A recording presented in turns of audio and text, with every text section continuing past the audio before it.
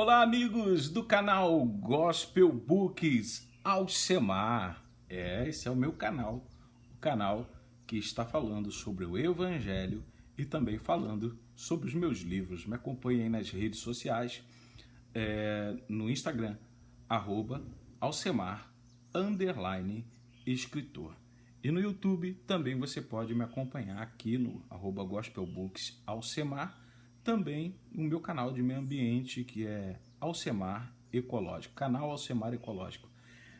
E agora nós vamos dar sequência aos nossos estudos aqui sobre as 7 cartas do Apocalipse, as cartas que são endereçadas às igrejas nesses últimos tempos e que os pastores estão abandonando essa ideia de ler o Apocalipse. Vê se pode uma coisa dessa. O Apocalipse é a carta necessária para esse tempo que nós estamos vivendo. E a partir dela, nós entendemos o que está faltando nas igrejas nos dias atuais. Então, tudo que há de errado numa igreja e tudo que há de acerto numa igreja pode ser identificada dentro dessas cartas do Apocalipse. Se estamos nos últimos tempos, essa é a carta necessária para esse tempo. Nós não estamos dizendo que a Bíblia não é necessária. Sim, toda a escritura é inspirada e deve ser acompanhada. Mas nesse tempo, nós temos que acompanhar a saúde da nossa igreja, a saúde dos membros da nossa igreja, do que estamos fazendo pelas cartas de Apocalipse, que é a carta desses últimos tempos. Então, a segunda carta que nós vamos falar é a carta à igreja em Esmirna. É uma carta bem pequenina, mas é uma carta bem forte. Por quê? Veja só o que ela diz.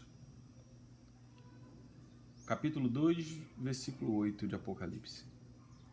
Ao anjo da igreja em Esmirna, escreve: aquele que é o primeiro e o último, que foi morto e ressuscitado, faz as seguintes afirmações: conheço as tuas aflições e a tua pobreza, contudo, tu és rico. Conheço a blasfêmia dos que dizem ser judeus, mas não são. Pelo contrário, são sinagoga de Satanás. Não temas nada do que estás prestes a sofrer. Eis que o diabo está para lançar alguns de vós na prisão, a fim de que sejais provados, e sofrereis perseguição durante 10 dias. Sê fiel até a morte, e eu te darei a coroa da vida. Aquele que tem ouvidos compreenda o que o Espírito revela às igrejas.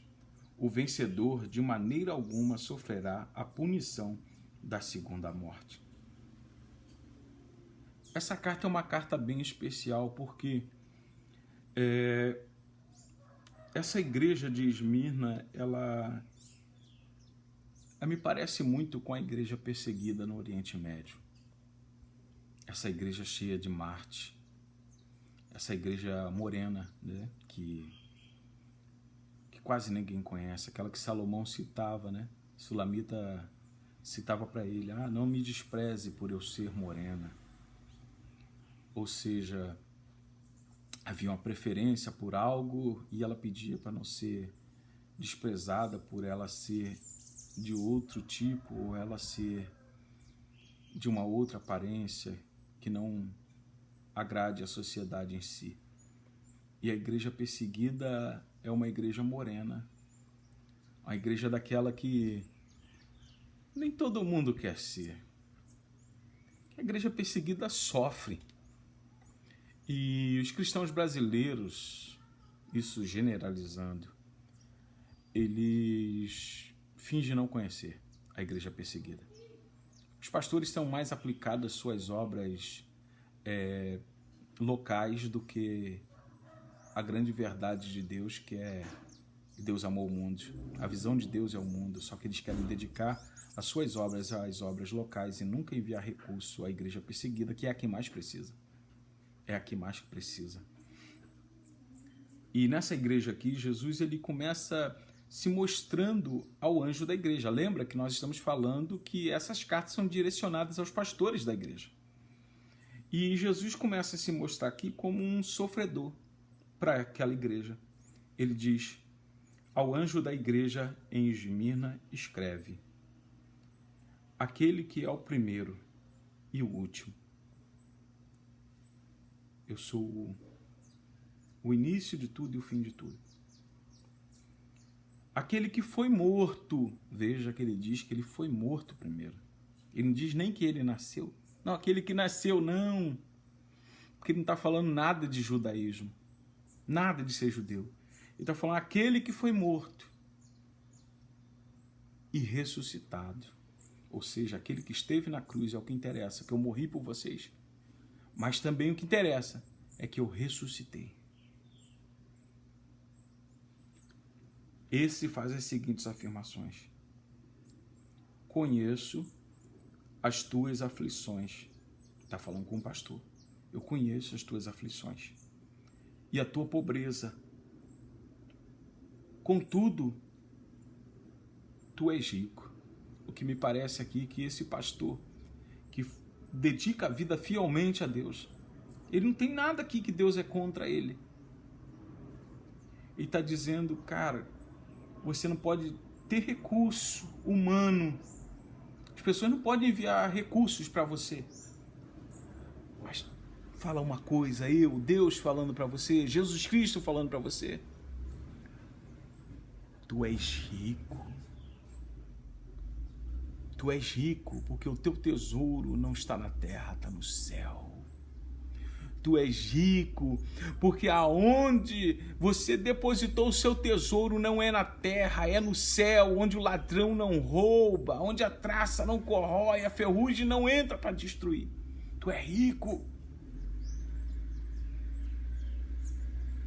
Conheço a blasfêmia dos que dizem ser judeus e não são.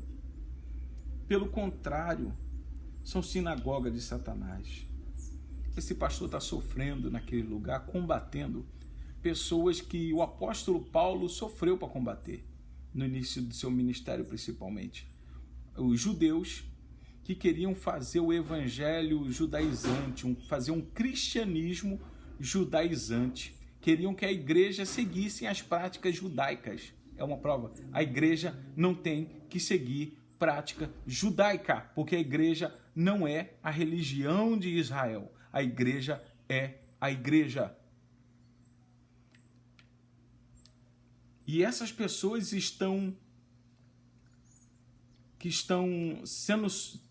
pastor está sofrendo porque está sendo perseguido por esses que se diziam judeus, mas na verdade eram usados por Satanás. É por isso que diz aqui, eles são sinagoga de Satanás. Eles não são judeus, eles são sinagoga de Satanás. Não temas nada do que está prestes a sofrer. Veja porque Jesus se apresentou como alguém sofredor, como alguém que foi morto primeiro. Ele está dizendo para esse pastor, não temas nada do que está prestes a sofrer. Já vai acontecer. Eu estou te dando a palavra antes. Se mantenha firme, continue firme. Porque você está prestes a sofrer. Sabe por quê? Porque o diabo está para lançar alguns de vós na prisão, a fim de que sejais provados e sofrereis perseguição durante 10 dias. Ser fiel até a morte. O que ele está dizendo? Vocês vão ser perseguidos, o diabo vai vir com uma fúria. Vocês vão ser perseguidos, lançados nas prisões. Você, pastor, vai morrer. Você vai morrer. Mas eu já estou te dizendo, continue fiel. Continue fiel quando a espada cortar o seu pescoço, estiver prestes a cortar o seu pescoço. Continue fiel quando as torturas dos romanos estiverem arrebentando o seu corpo. Continue fiel quando eles violentarem os seus parentes. Porque vocês vão serem mortos, vocês vão ser mortos, vão serem mortos. Mas continue fiel. Eu não tenho nada contra você. Eu só quero que você continue fiel, porque o que vocês vão sofrer 10 dias vai ser terrível.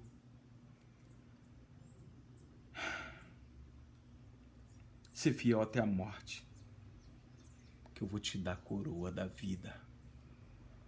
Eu vou te dar a coroa da vida.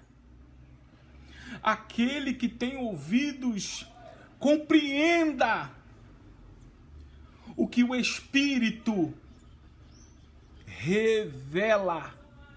O Espírito revela às igrejas. O vencedor de maneira alguma sofrerá a punição da segunda morte. O vencedor de maneira alguma sofrerá a punição da segunda morte. Você vai morrer nessa vida. Você vai sofrer durante esses dias. Você vai ser morto. Mas a sua vida eterna está garantida. Você não vai para o inferno, você não vai sofrer a segunda morte, que é a morte eterna. Você não vai sofrer, não será julgado por isso e lançado no inferno por isso, porque vocês são fiéis. Continue fiéis até a morte, que vocês vão ganhar a coroa da vida. Isso me lembra fatos durante o Império Romano, em que eles lançavam os cristãos nas arenas, nos coliseus e soltavam os leões para matá-los. E a multidão assistia aquele espetáculo. E toda vez que o cristão morria ali, que eram devorados, permaneciam fiéis, eles eram devorados e iam ver que eles se agarravam uns aos outros para não abandonar, um protegia o outro. Morriam juntos. E gente na plateia via anjos descendo e colocando coroas sobre a cabeça daqueles cristãos que tinham morrido. E acontecia de pessoas saírem lá da plateia e ir até o Coliseu, até a arena, para ser morto também, se declarando cristão, porque tinham visto a realidade da vida eterna, a coroa, e queriam aquela coroa também. Ser fiel até a morte, dar-te-ei a coroa da vida. Seja fiel, pastor, seja fiel. Tu és sofredor? Pode ser pobre, mas tu é rico, rico na glória. Eu sou Alcemar C. Cardoso, até a próxima carta. Permaneça fiel.